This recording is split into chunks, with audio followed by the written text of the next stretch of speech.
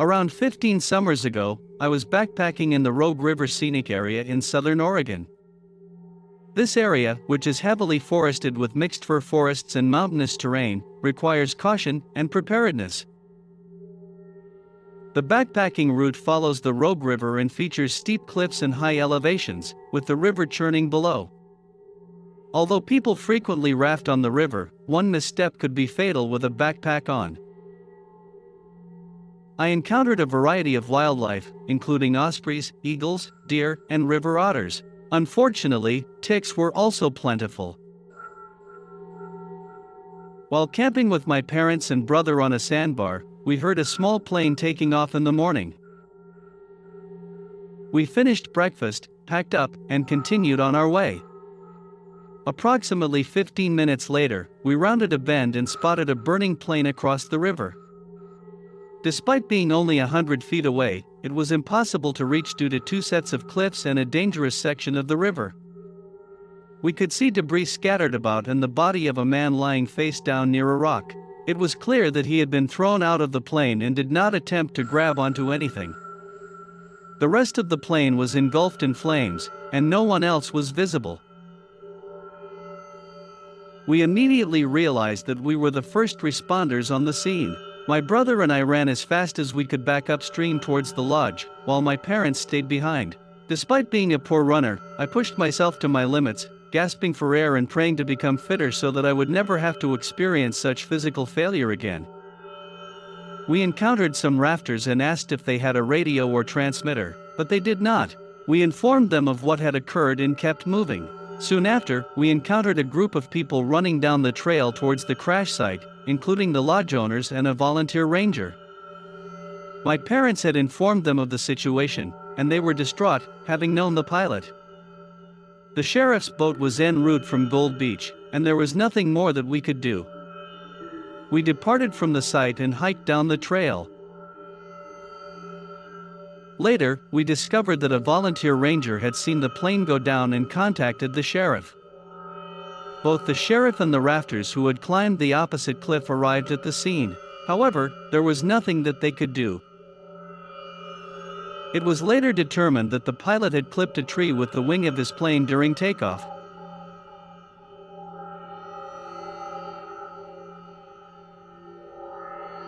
When I was around 12 years old, my parents took my brother and me on our first hiking and camping trip to Jasper. Although we had experience with camping and hiking, we had not yet ventured on a hike to the site and hike around the area type of trip. As avid outdoors enthusiasts, my parents were well versed in these excursions. We trekked for approximately 7 kilometers, with nothing too noteworthy occurring along the way. The path occasionally hugged a river, but it was an uneventful journey. By 3 to 5 p.m., we had arrived at the campsite, which featured a communal eating and fire pit area, along with numerous campsites. While my parents were setting up the tent, my brother approached me and whispered, "There's a bear over there." I turned to see the bear emerging from the bushes not too far away. Thanks to my dad's experience leading a group that taught outdoor safety, we knew to remain calm and quiet as we backed away, then informed our parents of the situation. My mother took my brother and me to safety while my dad tried to scare the bear away using noise and even bear spray, to no avail. Eventually, we had no choice but to leave the area as the bear showed no signs of leaving. With my mother and brother in Crocs and only I carrying a backpack, we had to navigate through the bush as the bear stood between us and the trail. Thankfully, the river aided us in finding our way, and we eventually reached the path and made our way back to the parking lot. We contacted the ranger station to report the incident, and they later returned our belongings, which were mostly torn apart or chewed up, including a small propane can, my mother's shoes, my brother's teddy bear, which was decapitated, and the tent. We spent the remainder of our trip in a hotel and enjoyed exploring the stores and sights of Jasper, which I secretly preferred over our original camping plan.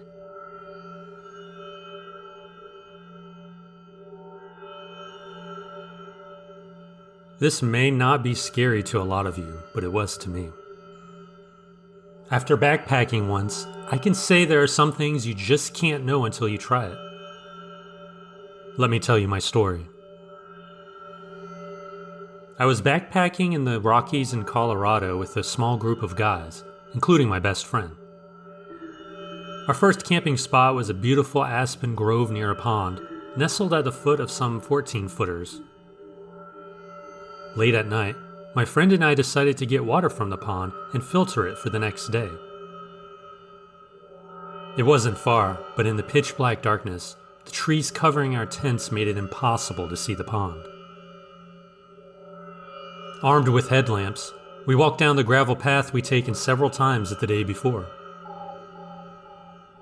We filtered our water and started heading back when my headlamp revealed a pair of glowing green eyes about 50 feet away. My heart sank as more pairs of eyes appeared from the trees, up to 20 in all. My fight or flight kicked in hard, but it turned out to be just a bunch of deer. We set off back down the path, but something wasn't right. We had gone too far and couldn't find our campsite. We searched frantically for 30 minutes, unable to find our tents. It was cold, and we were surrounded by unidentifiable green eyes staring at us from the trees. Eventually, we found our way back to the aspen grove and our tents. Although it may not seem like much, for a pair of young guys in a new unfamiliar environment, it was a terrifying experience.